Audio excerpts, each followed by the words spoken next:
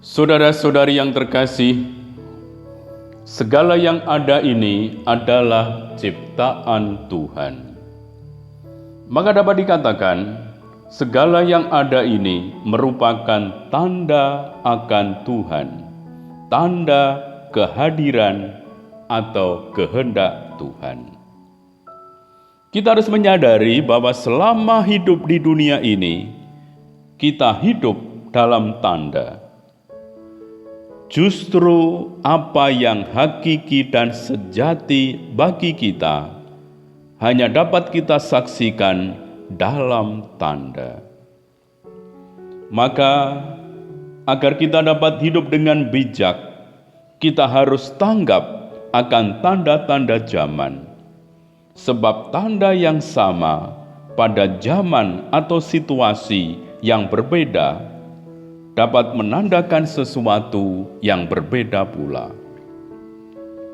Menangkap makna tanda dengan tepat dan menanggapinya dengan cara yang tepat, itulah kebijaksanaan. Masa Advent mengingatkan kita bahwa kita harus tekun melatih dan merawat kepekaan terhadap tanda-tanda. Salah satu usaha merawat kepekaan itu ialah berusaha memandang apapun yang kita hadapi sebagai tanda cinta kasih Allah. Sebab Allah tidak menghendaki kesengsaraan atau kematian manusia. Segala sesuatu yang kita hadapi dalam hidup ini sebagai tanda cinta Allah, sehingga apapun yang kita hadapi tidak akan membuat kita tertekan.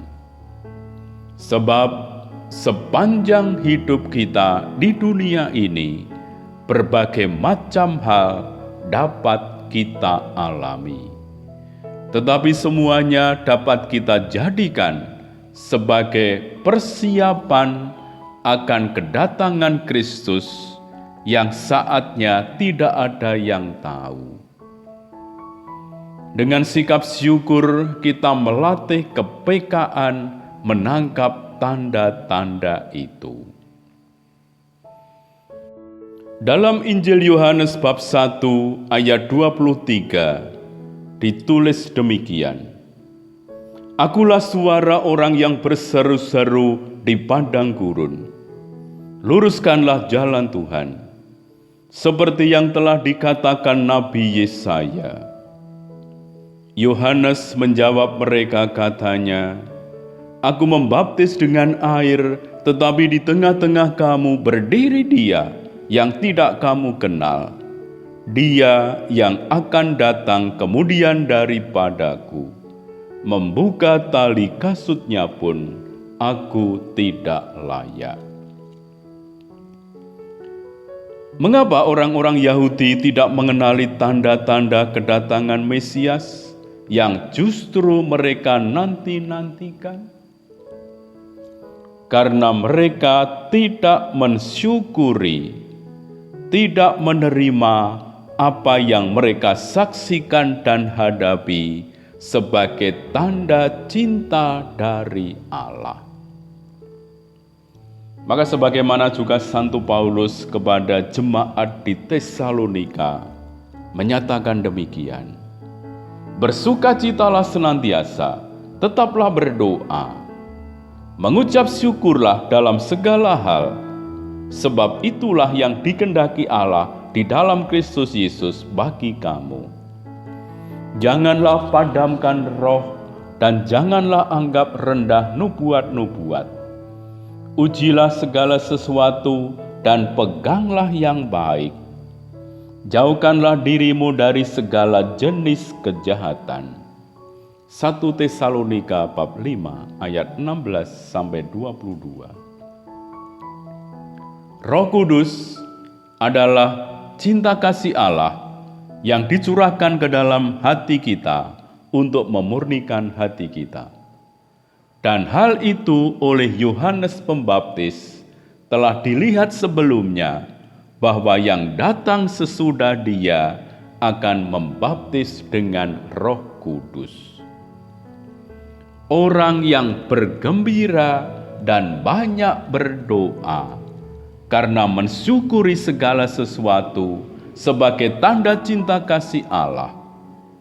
Itu sama dengan melatih diri peka akan tanda zaman, sebab tidak akan memadamkan karya roh, akan menghargai nubuat para nabi, akan memandang sesuatu dari sisi positif. Di waktu Kristus telah berkarya di muka umum, memang juga nyata bahwa orang Yahudi tidak menghargai nubuat para nabi, memandang Kristus dari sisi negatif, menuruti rasa iri dan takut kehilangan kemapanan mereka di tengah masyarakat. Padahal apa yang dilakukan Kristus telah dinubuatkan oleh Nabi Yesaya. Roh Tuhan menaungi aku, karena Tuhan telah mengurapi aku. Ia telah mengutus aku untuk menyampaikan kabar baik kepada orang-orang sengsara dan merawat orang-orang yang remuk hati, untuk memberitakan pembebasan kepada orang-orang tawanan, untuk memberitakan tahun rahmat Tuhan dan hari pembalasan Allah kita. Aku bersukaria di dalam Tuhan, jiwaku bersorak-sorai di dalam Allahku. Yesaya bab 61 ayat 1-2a dan ayat 10 sampai dengan 11. Mereka melupakan nubuat nabi itu karena apa yang dilakukan Kristus merebut hati rakyat yang mereka anggap ancaman terhadap kedudukan mereka di mata masyarakat. Mereka tidak tanggap akan tanda-tanda zaman, tanda-tanda kasih Tuhan.